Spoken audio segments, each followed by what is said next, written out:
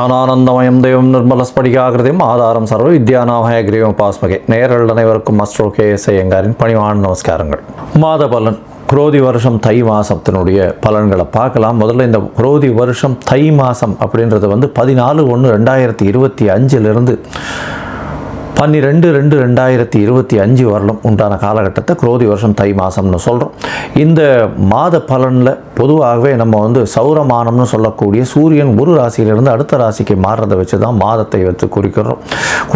நம்ம இந்த மாத பலன் முதல்ல இந்த மாதத்தினுடைய கோல்சாரம் என்ன, அதற்கு பிறகு இந்த மாதத்தில் வரக்கூடிய மாற்றங்கள், அதாவது வேகமாக செல்லக்கூடிய மாத கிரகங்களுடைய மாற்றங்கள், அது தவிர இந்த மாதத்தில் வரக்கூடிய விசேஷ நாட்கள் அப்படின்றத பார்க்கலாம்.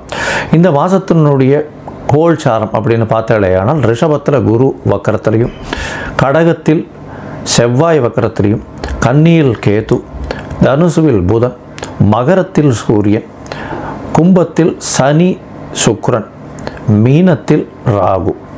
இந்த மாதத்தில் பார்த்தாலேயானால் வரக்கூடிய மாற்றங்கள் அப்படின்னு சொல்லக்கூடியது 18ஆம் தேதி 18/1/2025 அன்னைக்கு செவ்வாய் வக்கரகதியில் மிதுனத்துக்கு போகிறார். அதாவது புனர்பூசம் 1ஆம் பாதத்துக்கு போகிறார். அதற்கு பிறகு பார்த்தாலேயானால் 19ஆம் தேதி அன்னைக்கு மகரத்தில் புதன், அதாவது 19ஆம் தேதி மாதம் பிறந்து ஒரு 4-5 நாள்லேயே புதனும் சூரியனோடு சேர்ந்து இருக்கக்கூடிய காலகட்டம். அதற்கு பிறகு இந்த மாதத்தில் 28/1/2025 சுக்கிரன் கும்பத்திலிருந்து மீனத்தில் போய் உச்சமாறார், ராகுவோட சேர்க்கை. அதற்கு பிறகு இந்த மாதத்தில் 5/2/2025 அன்னைக்கு புதன் கும்பத்திற்கு சனியோடு சேர போகிறார். இது இந்த மாதத்தினுடைய கோல்சார மாற்றங்கள், இந்த மாதத்தினுடைய மாத கிரகங்களுடைய மாற்றங்கள். இந்த மாதம் பிறக்கிறது அப்படின்னு பார்த்தோம்னா மகர மாதம், அதாவது 14ஆம் தேதி மதியம் 2:55 தான் மாதம் பிறக்கிறது. அதனால் உத்தராயண புண்ணிய காலம் அப்படின்னு ஆரம்பிக்கிறதே உத்தராயணத்துக்கு மகர மாதத்துக்கு சூரியன் போகிறதே மத்தியானம் 2:30 மணிக்கு மேலே தான். அதனால் தை பொங்கல் வைக்கக்கூடிய நேரமும் நான் உங்களுக்கு பார்த்து இன்டிமேட் பண்ணுறேன். சரி, இந்த மாதத்தில் வரக்கூடிய விசேஷ நாட்கள் என்ன அப்படின்னா, இந்த மாதம் பிறந்த உடனே 14ஆம் தேதியே தைப்பொங்கல் மிகவும் விசேஷம். உழவர்களுக்கெல்லாம் பெரிய ஏற்றத்தை கொடுக்கக்கூடியது உத்தராயண புண்ணிய காலம்னு சொல்கிறோம். அதுக்கப்புறம் 15ஆம் தேதி மாட்டுப்பொங்கல், காணும் பொங்கல்னு சொல்லுவாங்க. ரிலேட்டிவ்ஸ் எல்லாரையும் கூப்பிட்டு வச்சு, அதாவது ரிலேட்டிவ்ஸ்னால் அக்கா தங்கைகள் எல்லாருமே அந்த காலகட்டத்தில் பிடி வச்சு அதன் மூலியமாக ஒரு என்ன சொல்கிறது, ஒரு ஒற்றுமை, அதை தவிர ஒரு எல்லாருமே ஒன்றா இருக்கக்கூடிய காலகட்டமாக அமையிறது.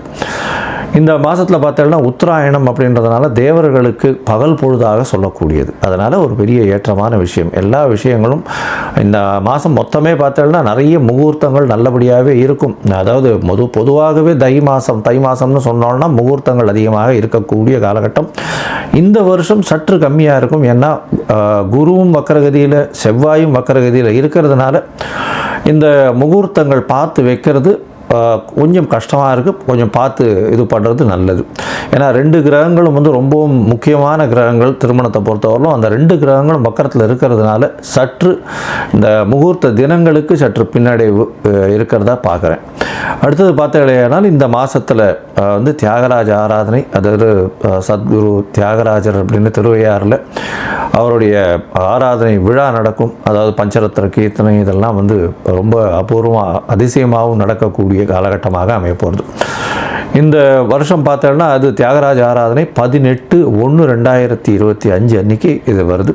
அதற்கு பிறகு பார்த்தோம்னா 21ஆம் தேதி அன்னைக்கு 21/1/2025 அன்னைக்கு அஷ்டகான்னு போட்டிருக்கும்.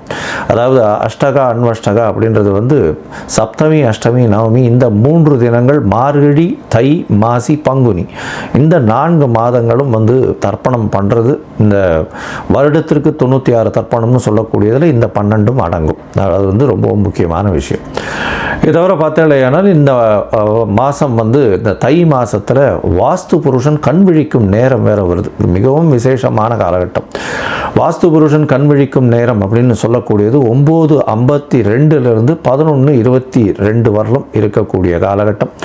இது சுமார் 90 நிமிஷங்கள், அதாவது 1 மணி நேரம் 30 நிமிஷங்கள் இருக்கக்கூடிய காலகட்டமாக இருக்குது. இந்த காலகட்டத்தில் பார்த்தாலேயானால் அதாவது வாஸ்து புருஷன் கண் விழிக்கிறார். கண் விழித்து அவர் வந்து காலை கடன்களை முடிக்கிறார், அதற்கு பிறகு குளிக்கிறார், அதற்கு பிறகு வந்து சாமிக்கு உண்டான பூஜை புனஸ்காரம் செய்கிறார், அதற்கு பிறகு அவர் வந்து சாப்பாடு அதாவது உண்ணும் அதாவது உணவு அருந்துதல், அதற்கு பிறகு தாம்பூலம் போடுதல், இந்த மாதிரி 5ஆக பிரிச்சிருக்கா. இந்த 5 விஷயத்தையும் 18 நிமிஷமாக வந்து இந்த 90 நிமிஷம் பிரிக்கப்பட்டிருக்கு. இந்த கடைசி 18 நிமிஷம் அப்படின்னு சொல்லக்கூடியது வந்து மிகவும் ஏற்றமான காலம் அப்படின்னு சொல்லக்கூடியது. அதாவது ரொம்பவுமே விசேஷமான காலம் அப்படின்னு சொல்லக்கூடியது. ஏன் அப்படின்னா இந்த கடைசி 18 நிமிஷம் அதாவது 36 நிமிஷம் அப்படின்னு சொல்லக்கூடியது நிச்சயமான வெற்றியை உங்களுக்கு தேடித்தரும். இது எதனுடைய வெற்றியை தேடித்தரும் அப்படின்னா, வாஸ்து புருஷன் கண்விழிக்கும் நாளில் இந்த மனைக்கால் ஊன்றது, அதை தவிர வந்து புதுசாக வந்து ஒரு வீடு கட்டுறது, வீட்டுக்கு உண்டான இது பத்திரங்கள் பதிவு பண்ணுறது, அதே சமயத்தில் வீட்டுக்கு உண்டான பேச்சுக்களில் வந்து அட்வான்ஸ் கொடுக்கறது, இந்த மாதிரி விஷயங்களும், புதுசாக வீடு கட்டணும்னு லேண்டு பார்த்து வச்சுருக்கீங்கன்னா லேண்டுக்கு வந்து பூஜை போடுறது, மனை பூஜை போடுறது, புதுசாக ப்ராஜெக்ட் எதாக இருந்தாலும் ஆரம்பிக்கிறது, இதெல்லாம் வந்து ஒரு பெரிய ஏற்றத்தை உங்களுக்கு கண்டிப்பாக கொடுக்கும். அந்த ப்ராஜெக்டில் எந்த ஒரு பிரச்சனையும் வராத அளவுக்கு நல்லபடியாக நடக்கக்கூடிய காலகட்டமாகவே நிச்சயமாக அமையும். அதற்கு பிறகு இந்த மிகவும் முக்கியமான நாள் அப்படின்னு சொல்லக்கூடியது 29/1/2025, அதாவது தை அமாவாசை, உத்தராயண புண்ணிய காலத்தின் முதல் அமாவாசை. அதாவது தேவர்கள் பகல் பொழுதில் நடக்கக்கூடிய முதல் அமாவாசை. எப்பொழுதுமே தை மாதம், ஆடி மாதம், அதுக்கப்புறம் புரட்டாசி மாதம், இந்த அமாவாசையெல்லாம் ரொம்ப விசேஷம். இந்த அமாவாசைகள்லாம் பித்ருக்கள் நம்மளுடைய லோகத்துக்கு வந்து நம்மளோட சேர்ந்து இருக்கிறதா வந்து ஐதீகம். அதனால் வந்து இந்த அமாவாசைக்கு தாய் தந்தையர் இல்லாதவர்கள் கண்டிப்பாக பித்ருக்களுக்கு கொடுக்க வேண்டிய அவர்களுக்கு தர்ப்பணங்கள், அதை தவிர பித்ருக்களுக்கு சேர வேண்டிய விஷயங்களை வந்து பண்ணுறதும், அதை தவிர அருகில் இருக்கக்கூடிய இந்த கோவிலுக்கு போயிட்டு வர்றதும் அதன் மூலியமாக நல்ல ஒரு ஏற்றம் கிடைக்கக்கூடிய காலகட்டம். உங்களுடைய தோஷங்கள் பித்ருக்களுக்கு பண்ணாதது தோஷம் வரும், பண்ணிங்கன்னா நல்ல ஒரு ஏற்றம் வரக்கூடிய வாய்ப்புகள் நிச்சயமாக உண்டு. அடுத்த ஜென்ரேஷனும் நல்லபடியாக இருக்கும். அதை தவிர பார்த்தோம்னா இந்த வருஷம் ரத சப்தமி, அது வந்து 4/2/2025 அந்த அன்னைக்கு வருது. அதாவது சூரியன் தேர்கால் திரும்புறதுன்னு சொல்லுவாள். அந்த ரத சப்தமம் வந்துருத்தோம்னா அதுக்கப்புறம் வந்து உங்களுக்கு ஃபுல் அண்ட் ஃபுல் வெயில் அதிகமாகிட்டே போக ஆரம்பிச்சிடும். இனிமேல் வரக்கூடிய காலங்கள் எல்லாமே வெளிச்சம் ரொம்ப அதிகமாக இருக்கும். லாங் டேஸ் வந்து வரக்கூடிய வாய்ப்புகள், அதாவது டே டைம் வரக்கூடிய வாய்ப்புகள் மிகவும் அதிகமாக இருக்கும். இந்த மாதத்தில் மிக மிக மிக மிக முக்கியமான நாள், ஒரு பெரிய விசேஷமான நாள் அப்படின்னு சொல்லக்கூடியது வந்து பார்த்தாலேயானால் தைப்பூசம். தைப்பூசம் அப்படின்னு சொல்கிறது 11ஆம் தேதி வருது. 11/2/2025 அன்றைக்கி வருது. அதாவது 29 தை மாதத்தில் வருதுன்னு வச்சுக்கோங்களேன், கடைசி நாளுக்கு வருது. தைப்பூசம் அப்படின்றது வந்து முருகனுக்கு அலகு குத்துறது, வேல் சுமக்கிறது, அதை தவிர காவடி சுமக்கிறது, பால் குடம் எடுக்கிறது, இதெல்லாம் நிறைய விஷயங்கள் நடக்கும். ஆனால் தைப்பூசம்னு ஞாபகம் வந்ததுனாலே அதுக்கு முதல்ல ஞாபகம் வர்றது வள்ளலாரனுடைய ஒரு பெரிய விசேஷம், தனிப்பெரும் ஜோதி, அதாவது அருட்பெரும் ஜோதி தனிப்பெரும் கருணைன்னு சொல்லக்கூடியது. அதாவது அணையாத விளக்கு, எப்பொழுதுமே வந்து இன்று வரலும் சாப்பாடு தானமாக கொடுக்கக்கூடிய ஒரு பெரிய இடம் இந்த வடலூரில் இருக்குது. ரொம்ப பெரிய விசேஷம். இன்னி வரலும் அவர் ஏற்றிய விளக்கு இன்னி வரலும் வந்து சாப்பாடு வந்து கொடுத்துட்ருக்காங்க. மிகப்பெரிய அதாவது தர்மம் செய்யக்கூடிய விஷயமாக அது சொல்லப்படுறது. ஏன்னா சாப்பாடு கொடுக்கறதுன்றது அன்னதானம் இருக்கிறதுலே ரொம்பவும் விசேஷம். அதுவும் வந்து இத்தனை வருடங்களாக கண்டினியூஸாக டெய்லி கொடுத்துட்ருக்காங்கன்னா ரொம்ப பெரிய விஷயம். அது வந்து ஃபாலோ பண்ணுறதும் ரொம்ப கஷ்டம், அதை செய்கிறதும் ரொம்ப கஷ்டம். அதை பண்ணிகிட்ருக்காங்க அப்படின்னும்பொழுது மிகப்பெரிய ஆச்சரியமான விஷயம். அண்ட் கண்டினியூஸாக பண்ணுறதுல ரொம்பவும் சந்தோஷம். அவங்களுக்கு பெரிய அதாவது கோடி நமஸ்காரங்களை அவங்களுக்கு நிச்சயமாக தெரிவிக்கணும். இப்போது மேஷம் முதல் மீனம் வரை இந்த தை மாதத்தின் பலன்களை பார்ப்போம். அதற்கு முன்னாடி உங்கள் எல்லோருக்கும் என்னுடைய பொங்கல் திருநாள் நல்வாழ்த்துக்கள். அதை தவிர இந்த உத்தராயண புண்ணியகாலம் நல்லபடியாகவே நல்ல மாற்றங்களோடும் ஏற்றங்களோடும் உங்களுக்கு பிறக்கணும்னு நானும் ஆண்டவனை வேண்டிக்கிறேன். உங்கள் எல்லாருக்கும் ஆசீர்வாதங்கள். இந்த மாதத்தில் பார்த்தாலேயானால் நிறைய முகூர்த்தங்கள் வரணும். அதனால் இந்த சற்று முகூர்த்தங்கள் கம்மியாக இருக்குது. இளைஞர்கள் கல்யாணத்துக்கு பார்த்து கொண்டிருக்கிறவர்களுக்கு நல்லபடியாக கல்யாணம் வரணும் அப்படின்றத வேண்டிக்கிறோம். சரி, இப்போ மேஷம் முதல் மீனம் வரை உண்டான ராசிகளுக்கு என்னென்ன பலன்கள் அப்படின்றத பார்ப்போம். அதற்கு முன்னாடி என்னுடைய மொபைல் நம்பர் ஸ்க்ராலிங்கில் போயின்னு இருக்கும். உங்களுக்கு ஒருவேளை ஏதாவது அஸ்ட்ராலாஜிக்கல் கன்சல்ட் தேவைப்படுமையாயின் நீங்கள் எனக்கு ஃபோன் பண்ணுங்க. உங்களுடைய date, time, place of birth, உங்களுடைய அதாவது பெயர், உங்களுடைய தாய் தகப்பனார் பெயர் வரலும் எனக்கு அனுப்புங்க. என்னுடைய கட்டணம் என்னன்னு சொல்கிறேன், அந்த கட்டணத்தை அனுப்புங்க. அதற்கப்புறம் நீங்கள் உங்களுடைய ஜாதகத்தை போட்டுட்டு அதில் சந்தி இருக்கான்றதை பார்த்துட்டு, பொதுவாகவே நான் பார்க்கும்பொழுது அந்த சந்தியிலேயே நிறைய பேர் சந்தியிலேயே ராசி தெரியாமையோ நட்சத்திரம் தெரியாமையோ இருக்கா. ஏன்னா மிருகசீரிஷ நட்சத்திரம் ரிஷபத்திலையும் வரும், மிதுனத்திலையும் வரும். விசாக நட்சத்திரம் பார்த்தீங்கன்னா துலாத்திலையும் வரும், விருச்சிகத்திலையும் வரும். அந்த மாதிரி உடைந்த நட்சத்திரங்கள் 2 ராசியிலையும் வரும். அதனால் எந்த ராசினே தெரியாமல் இவ வாட்டுக்கு 40-50 வயசு வரலும் மிருகசீரிஷம்னு ரிஷப ராசிக்கு அர்ச்சனை பண்ணிட்டு இருப்பாள். ஆனால் ரிஷப ராசியில் இருப்பாள். அதாவது மிதுன ராசிக்கு அர்ச்சனை பண்ணிட்டு இருப்பாள், ரிஷப ராசியில் இருப்பாள். அந்த மாதிரியான நிறைய மாற்றங்கள் இருக்குது. அதனால் இதை தெரிஞ்சுக்கோங்க முதல்ல. அதுக்கப்புறம் உங்களுடைய தசாபுக்தி அந்தரம் சூக்ஷ்மம். ஏன்னா எந்த ராசியோ அதே மாதிரி லக்ன சந்தியும் இருந்துருத்துனா அந்த லக்னம் சந்தியாக போச்சு ஆனால் நிச்சயமாக அந்த லக்னத்தின் சுபர் வேறையாக மாறிடுவார். அதனால் உங்களுக்கு நல்ல காலம் நல்லா நடந்துட்டுருக்கு, தசை நல்லா நடந்துட்டுருக்கு நீங்கள் நினச்சிட்டு இருப்பீங்க, அந்த தசை நல்லபடியாகவே இருக்காது. அதனால் இன்றைய காலகட்டம் எப்படி இருக்குது, அதை தவிர இன்றைய கோல்சார பிரகாரமும் உங்களுடைய தசாபுக்தி அந்தரம் சூக்ஷ்மம் பிரகாரமும் என்ன ஒரு பலன் இருக்குது அப்படின்றத பார்த்து உங்களுக்கு சொல்கிறேன். இப்போது மேஷம் முதல் மீனம் வரை ஒரு ராசியாக பார்க்கலாம். கன்னி, உத்திரம், ஹஸ்தம், சித்திரை இந்த 3 நட்சத்திரம் 9 பாதங்களை கொண்ட ராசி. ராசியின் அதிபதினு சொல்லக்கூடியவர் புதன். உங்களுடைய ராசிக்கு 3ஆம் இடத்துல 4ஆம் இடத்துல இந்த மாதம் ஆரம்பிக்கும் போதுலேருந்து இருக்கார். அதாவது சௌரமான மாதம் அப்படின்னு சொல்லக்கூடிய சூரியன் ஒரு ராசியிலிருந்து அடுத்த ராசிக்கு போகக்கூடிய காலகட்டத்தை நம்ம மாதம் பிறக்கிறதுன்னு சொல்கிறோம். இந்த மகர மாதம் குரோதி வருஷம் தை மாதத்தை இந்த மாதத்தில் உங்களுடைய ராசிநாதன் 4ஆம் இடத்துல இருக்கிறது பெரிய விசேஷம். இதன் மூலியமாக பார்த்தேனால் உங்களுக்கு ஒரு நல்ல ஏற்றங்கள் கிடைக்கக்கூடிய காலகட்டமாகவும் சுகங்கள் அதிகரிக்க இருக்கக்கூடிய காலகட்டமாகவும் அமைய போகிறது. புதிய வீடு மனை வாங்கக்கூடிய பாக்கியம் நிச்சயமாக உண்டாகும். உங்களுடைய ராசிக்கு பார்த்தேனால் பொதுவாகவே இந்த மாத கிரகங்கள்னு சொல்லக்கூடியது சூரியன், புதன், செவ்வாய் மற்றும் சுக்கிரன் இந்த 4 கிரகங்களுடைய மாற்றங்களை வச்சு சொல்லுவோம். ராசியிலேயே கேத்து இருக்கிறதுனால உடல்நலத்தில் சற்று கொஞ்சம் ஜாகிரதையாக இருக்கிறது நல்லது.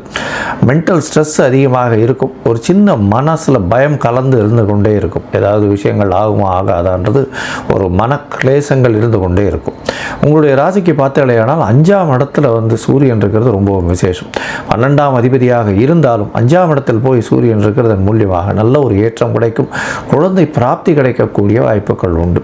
உங்களுக்கு புதிய பதவி, புகழ், அந்தஸ்து, கௌரவம்லாம் வரக்கூடிய வாய்ப்புகள் நிச்சயமாக உண்டு. ராசிக்கு 6ஆம் இடத்தில் சுக்கிரனும் சனியும் சேர்ந்திருக்கக்கூடிய காலகட்டம். 2-9 அதிபதியான சுக்கிரன் உங்களுடைய ராசிக்கு 6ஆம் இடத்துல இருக்கிறது பெரிய விசேஷம். வேலை செய்யும் இடத்துல உங்களுக்கு ப்ரமோஷன் கிடைக்கும். வேலை செய்யும் இடத்துல இன்க்ரிமெண்ட் கிடைக்கக்கூடிய வாய்ப்புகள் உண்டு. புதிய வேலைகளும் கிடைக்கக்கூடிய வாய்ப்புகள், வேலையில் மாற்றங்கள் ஏற்படக்கூடிய வாய்ப்புகள் நிச்சயமாக இருக்கும். உங்களுடைய ராசிக்கு பார்த்தோம்னா வெளிநாடு போய் படிக்கக்கூடிய பாக்கியம் நிச்சயமாக இருக்கும். கூட்டு தொழிலில் சற்று ஜாகிரதையாக இருக்கிறது நல்லது. 7ஆம் இடத்துல ராகு இருக்கிறதன் மூலியமாக கூட்டு தொழிலில் சற்று பின்னடைவு இருக்கக்கூடிய வாய்ப்பும், அதாவது மாற்று மதத்தினர், மாற்று இனத்தினவர் அப்படின்றவங்க மூலியமாக உங்களுக்கு அதீத லாபம் வரக்கூடிய வாய்ப்பும், திடீர் பண வரவுகள் வரக்கூடிய வாய்ப்பும் நிச்சயமாக உண்டு. உங்களுடைய ராசிக்கு பார்த்தேனால் செவ்வாய் உங்களுடைய ராசிக்கு 11ஆம் இடத்துல இருக்க 3-8 அதிபதினு சொல்லக்கூடியவர். 2 மறைவு ஸ்தானத்திற்கும் அதிபதியானவர். அவர் 11ஆம் இடத்துல இருக்கிறது ரொம்ப பெரிய ஏற்றம். ஏன்னா அவர் பண வரவு அதீதமாக கொடுக்கக்கூடிய காலகட்டமாக அமைய போகிறது. இந்த மாதத்தில் பார்த்தேன்னா உங்களுடைய ராசிநாதனும் 5ஆம் இடத்துக்கு போகிறார். எப்போ அப்படின்னா உங்களுடைய ராசிக்கு 5ஆம் இடத்துல 19/1/2025 உங்களுடைய ராசிநாதன் 5ஆம் இடத்துக்கு போயிருக்கார். இதன் மூலியமாக பார்த்தேன்னா நீங்கள் நடத்த காரியங்கள் எல்லாமே நடக்கக்கூடிய வாய்ப்பும், குழந்தை பிராப்தி இல்லாதவர்களுக்கு குழந்தை பிராப்தி ஏற்படக்கூடிய பாக்கியமும் நிச்சயமாக உண்டு. ஏன்னா பூர்வ புண்ணியம் வலுப்பெற்று போகக்கூடிய காலகட்டமாக அமைய போகிறது. உங்களுடைய ராசி ராசிக்கு பார்த்தாலேயானால் 6ஆம் இடத்தில் இருக்கக்கூடிய சுக்கிரனும் சப்தமத்தில் போகிறார். 28/1/2025 அவர் போகிறதுனால பெரிய ஏற்றம் கிடைக்கும். ராகுவோடு சேர்ந்த சுக்கிரன்றதுனால எதிர்பாலினத்தவர், அதாவது எதிர்பாலினத்தவர் மூலியமாக, ஆணாக இருந்தால் பெண்ணின் மூலியமாகவும் பெண்ணாக இருந்தால் ஆணின் மூலியமாகவும் திடீர் ஏற்றங்கள் மாற்றங்கள் உண்டு. அதை தவிர பார்ட்னர்ஷிப் அந்த மாதிரி இருந்ததுன்னா, ஏதாவது வியாபாரம் பண்ணக்கூடியதோ ஒரு பெரிய இண்டஸ்ட்ரி வச்சிருக்கிறவங்களுக்கோ பெரிய ஏற்றம் கிடைக்கக்கூடிய காலகட்டமாக அமையும். உங்களுடைய ராசிக்கு பார்த்தாலேயானால் 11ஆம் இடத்தில் இருக்கக்கூடிய செவ்வாய், அவர் 11க்கு 12ஆம் இடம்னு சொல்லக்கூடிய 10ஆம் இடத்துக்கு போகிறார். அது 18/1/2025 அவர் மாறுறார். இந்த காலகட்டத்தில் பார்த்தாலேயானால் உங்களுக்கு ஒரு நல்ல ஏற்றம் கிடைக்கும். தொழிலில் அபரிமிதமான ஏற்றம் இருக்கும். பணவரவிற்கு பஞ்சம் இருக்காது. இருந்தாலும் செலவுகள் அதிகமாக இருக்காது. அதீத தொழில் வரக்கூடிய, லாபம் வரக்கூடிய வாய்ப்புகள் நிச்சயமாக இருக்கும். இதை தவிர பார்த்தாலேயானால் உங்களுடைய ராசிக்கு 5ஆம் இடத்தில் சூரியனும் புதனும் சேர்ந்து இருக்கக்கூடிய காலகட்டமாக இருக்குது. இந்த காலகட்டத்தில் நல்ல ஒரு ஏற்றம் கிடைக்கக்கூடிய வாய்ப்புகள் மிகவும் அதிகம். உங்களுடைய ராசிக்கு பார்த்தாலேயானால் சப்தமத்தில் சுக்கிரன் போகும்போது பரிவர்த்தனை யோகம் மாறுது. 7ஆம் அதிபதியும் 9ஆம் அதிபதியும் பரிவர்த்தனை வரக்கூடிய காலகட்டமாக அமைகிறது. இதன் மூலியமாக பார்த்தோம்னா எதிர்பாலினத்தவர் மூலியமாக நல்ல ஒரு ஏற்றம் இருக்கும். தந்தையின் மூலியமாகவோ தந்தையின் சொத்துக்கள் வழியாகவோ பெரிய ஏற்றங்கள் கிடைக்கக்கூடிய காலகட்டமாக அமையப்போகிறது. இதை தவிர உங்களுடைய ராசிக்கு பயல் படிப்பு படிக்கணும்னு வெளிநாட்டுக்கு போகணும்னு பார்த்துட்டு இருக்கவாளுக்கு பெரிய ஏற்றம் கிடைக்கும். தொழிலில் அபிவிருத்தி, பெரிய ஏற்றம் கிடைக்கக்கூடிய காலகட்டம். அதை தவிர பணவரவிற்கு பஞ்சம் இருக்காது. எதிர்பாலினத்தவர் மூலியமாக நல்ல ஒரு ஏற்றம். திருமணத்துக்கு பார்த்து கொண்டிருப்பவர்களுக்கு நல்ல ஒரு ஏற்றம். குழந்தை பிராப்தி ஏற்படக்கூடிய பாக்கியம். புதிய வீடு மனை வாங்கக்கூடிய வாய்ப்புகள். அதை தவிர புதிய தொழிலில் ஈடுபாடு கொள்ளக்கூடிய வாய்ப்புகள் நிச்சயமாக இந்த மாதம் அமையக்கூடும். இந்த மாதத்தில் இந்த கன்னியா ராசிக்காரர்கள், அதுவும் சாஃப்ட்வேர், ஹார்ட்வேர், அதை தவிர இந்த கணினி சம்பந்தப்பட்டமாக, அதை தவிர மென்பொருள் சம்பந்தப்பட்டதாகவும், அதை தவிர இந்த 2G 3G இந்த மாதிரியான இதில் இருக்கிறவங்க, அதை தவிர காற்று ஒலி இந்த மாதிரி சத்தத்தில் வச்சு இருக்கக்கூடியவர்கள், இவர்களுக்கெல்லாம் பெரிய ஏற்றம். அதை தவிர இந்த இது மியூசிக்கல் இன்ஸ்ட்ருமெண்ட்ஸ் பண்ணுறவங்க, இன்ஸ்ட்ருமெண்ட்ஸ் வாசிக்கிறவங்க, அவங்களுக்கு பெரிய ஏற்றம். ஆர்ட் டைரக்டர்ஸுக்கெல்லாம் பெரிய மாற்றங்கள் இருக்கக்கூடிய காலகட்டமாக இருக்குது. இந்த மாதத்தில் உங்களுடைய முயற்சிகள் எல்லாமே வெற்றி பெறும். இருந்தாலும் சில நாட்கள் தள்ளி வைக்கிறது ரொம்பவும் நல்லது. அந்த சில நாட்கள்ன்றது சந்திராஷ்டம காலம்னு சொல்கிறோம். இந்த சந்திராஷ்டம காலத்தில் புதிய முயற்சி வேண்டாம், வெளியூர் வெளிமாநில பிரயாணம் வேண்டாம்னு சொல்கிறோம். ஒருவேளை நீங்கள் பண்ண வேண்டி இருந்ததேயானால் சந்திரனுக்கு உண்டான எளிய பரிகாரம்னு சொல்லக்கூடியது, அருகில் இருக்கக்கூடிய கோவிலில் உங்களால் முடிஞ்ச அளவு அரிசியோ நெல்லோ தானம் கொடுத்துட்டு போகிறதுனால, பச்சரிசியோ நெல்லோ தானம் கொடுத்துட்டு போகிறதுனால சந்திராஷ்டமத்தின் தாக்கம் குறையும். இந்த மாதம் பார்த்தாலேயானால் உங்களுக்கு எல்லா விதமான ஏற்றங்களும் இருக்குது. நீங்கள் கண்டிப்பாக இந்த சந்திராஷ்டம நாட்கள் அப்படின்னு சொல்லக்கூடியது 4ஆம் தேதியிலிருந்து 4/1/2025 6ஆம் தேதி காலை ஒரு 4:30-5 மணி வரலும் இருக்குது. இந்த காலகட்டத்தில் புதிய முயற்சிகள் வேண்டாம், வெளியூர் வெளிநாளில் பிரயாணங்கள் வேண்டாம்னு சொல்கிறோம். இந்த கன்னியா ராசிக்காரர்கள் அருகில் இருக்கக்கூடிய லக்ஷ்மி நரசிம்மரை போய் சேவிச்சுட்டு துளசி தானமும் துளசி மாலையும் கொடுத்துட்டு வர்றதுனால எல்லாவித ஏற்றமும் மாற்றமும் உங்கள் வாழ்வில் நிச்சயமாக வரும்.